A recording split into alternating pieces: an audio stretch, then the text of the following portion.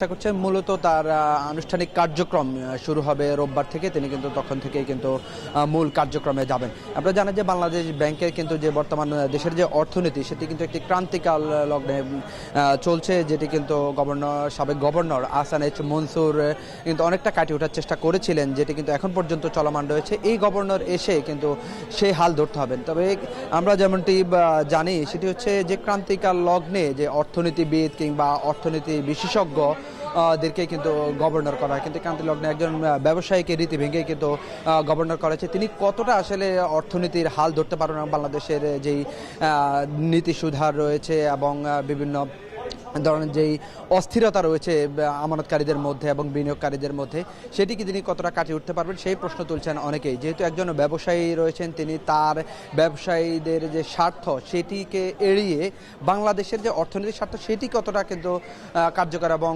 কতটা ঘুরে দাঁড়ানোর পর্যায়ে নিয়ে যেতে পারবে সেই প্রশ্ন তুলছেন অনেকেই। এবং আমরা যেমনটি জেনেছি, এখন যে অস্থিরতা ছিল গতকালকে পর্যন্ত বাংলাদেশ ব্যাংকের রাত পর্যন্ত বদলি, সেগুলো কিন্তু এখন পর্যন্ত কেটে গিয়েছে। এখন পর্যন্ত শান্তিপূর্ণভাবে কর্মকর্তা কর্মচারীরা কিন্তু কাজ করছেন বাংলাদেশ ব্যাংকে। তো এই ছিল আমার কাছে বাংলাদেশ ব্যাংকের সর্বশেষ তথ্য। বাংলাদেশ ব্যাংক থেকে যুক্ত ছিলেন সহকর্মী নাইম কামাল।